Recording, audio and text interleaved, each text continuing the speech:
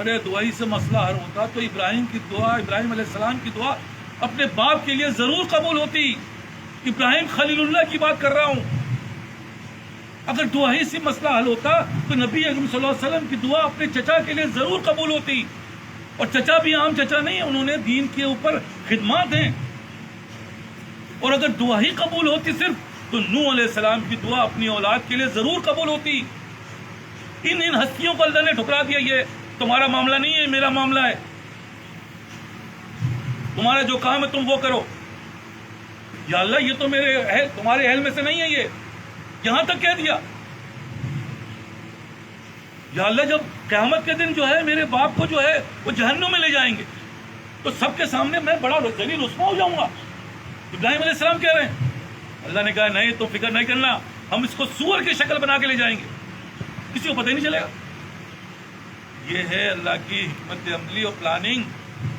اور ہم اور آپ بغل بجا رہے ہیں کہ انشاءاللہ، ماشاءاللہ، الحمدللہ. اعمال دیکھیں تو کچھ بھی سمجھ میں نہ اعمال ہیں، نہ اس بات کی تڑپ پیدا ہو رہی ہے، نہ طلب پیدا ہو رہی ہے. ہر آدمی ایک جگہ آ کے رک گیا. بھائی جو رک جاتا ہے وہ سڑ جاتا ہے. نبی کہہ رہا ہے، نبی کی حدیث کا مفہوم ہے کہ مومن کا ایک دن دوسرے دن سے بہتر ہونا چاہیے. ایک دن کی بات ہو رہی ہے، یہاں سالوں میں تبدیلی نظر نہیں آ رہی. یہاں 10 سال کے بعد وہی کہ وہی ہے، وہی انداز، وہی اللہ معاف کرے کیا کہوں میں یار. وہی اگر تکبر ہے تو اسی ہے، وہی ہے. غصہ آ رہا تو ابھی بھی آ رہا ہے. عاجزی آ نہیں رہی، انکساری آ نہیں رہی، درماندگی آ نہیں رہی. ہر چیز کے پیچھے نیگیٹیوٹی آ رہی ہے. یہ کیا ہے؟ یہ اچھی علامت ہے نہیں، کیونکہ تکبر کی علامت. تکبر جنت میں نہیں جائے گا. متکبر، تکبر کا مطلب یہ تھوڑی کسی کا اپنے جو ہے وہ، تکبر کا مطلب اس غصہ ہے. اور انسان کے یہ غصہ اس ذہن سے پیدا ہوتا ہے. ایک واقعہ سناتا ہوں، بہت ہی سبق آموز، بہت ہی امپورٹنٹ ہے سمجھنے کے لیے. کسی نے سنایا، میں بتا رہا ہوں.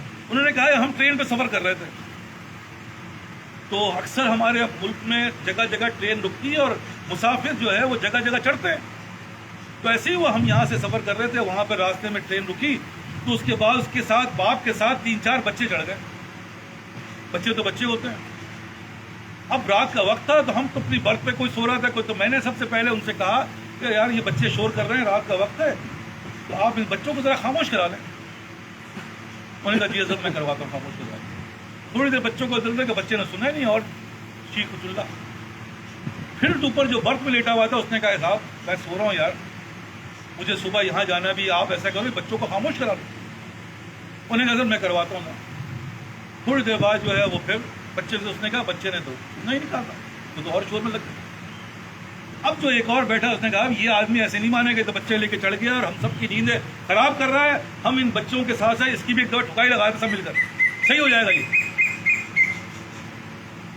اب جیسے اس نے یہ بات کہی، کر نہیں تھا وہ جو آدمی جو بچوں کے ساتھ آیا تھا وہ اٹھا اور ان سب میں سے ایک میرے پاس آیا. اس نے کہا حضرت ایک بات کہنی تھی، یہ جو بچے جا رہے ہیں ان کی والدہ کا انتقال ہو گیا اور اگلے سے اگلے اسٹیشن میں ہمیں اترنا ہے. اگر میں ان کو جو ہے ابھی کچھ رولاتا ہوں، منع کرتا ہوں، تو ان کو تو رونا ہی ہے. 2 اسٹیشن کے بعد جا کے ان کو تو رونا ہے. ابھی یہ ہنس رہے ہیں تو ہنسنے دیا جائے. اب کہانی بدل گئی. اب ہر آدمی اس بچے سے ہمدردی شروع کر دی.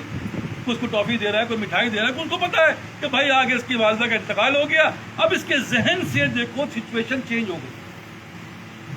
اسی طرح ہم سب ہیں، کوئی غصہ کر رہا ہے، کوئی کچھ. بھائی اگر تم اس بات کو سمجھ لو کہ بھائی اللہ یا رحم فرمائے یہ کر رہا ہے لیکن اس کو ایسا نہیں کرنا چاہیے، لیکن چلو بھائی کیونکہ اب ہمیں مرنا ہے، ہو سکتا ہے کل مر جاؤں، آج مر جاؤں، تو میں نے غصہ نہیں کرنا، اس کا ریئیکشن میں نے غصے سے نہیں دینا.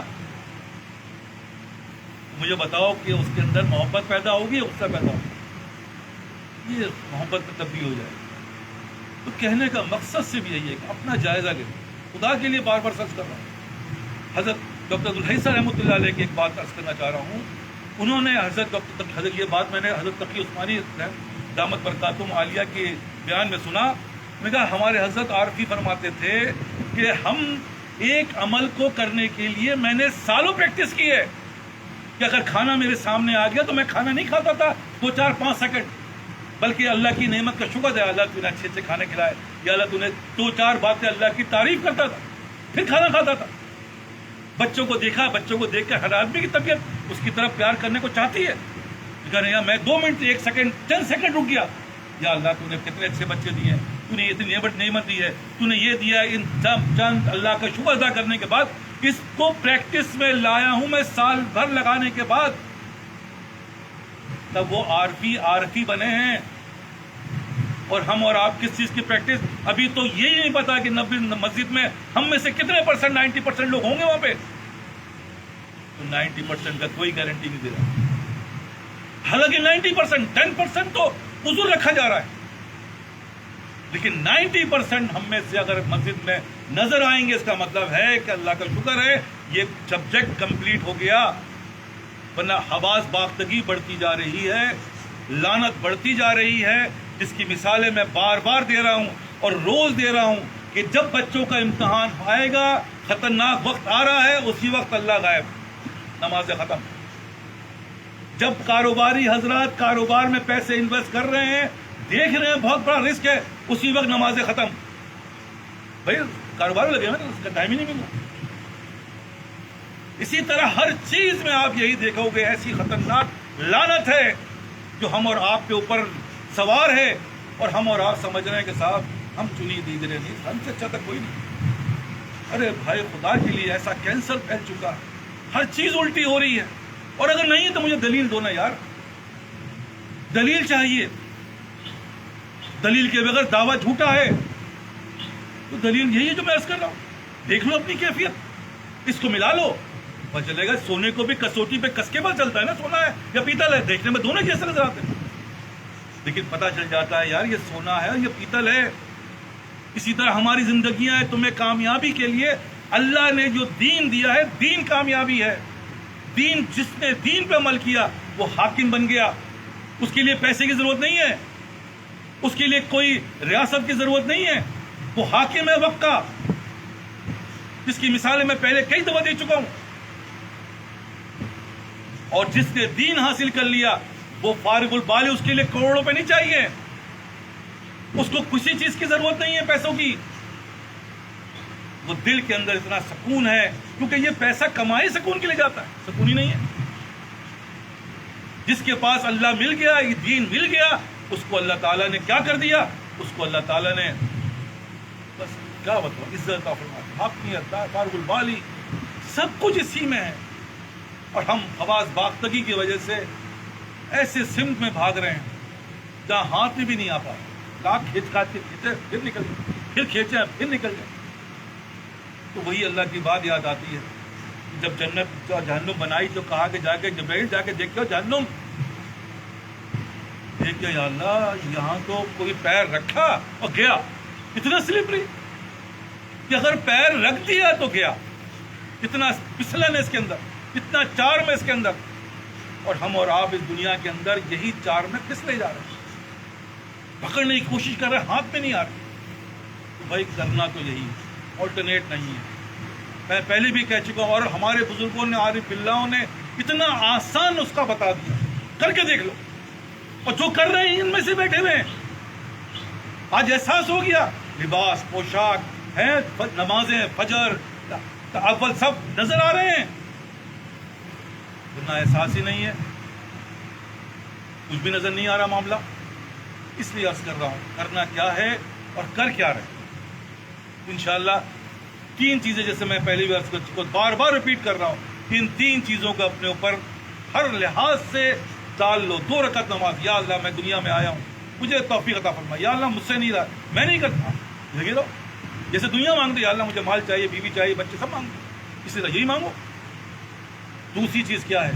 دوسری چیز صحبت، کیونکہ صحبت بناتی ہے دنیا کی ہر چیز۔ اللہ نے نظام صحبت سے رکھا ہے، کہتے ہیں یہ 8واں یا 9واں عجوبہ ہے، یہ جس صحبت میں جاتے ویسی بن جاتا ہے، یار پتہ نہیں چلتا کیا ہوا، بن گیا، یہ سوچ بدل گئی، فکریں بدل گئی، لباس پوشاک سب بدل گیا، تو صحبت اثر کرتی ہے۔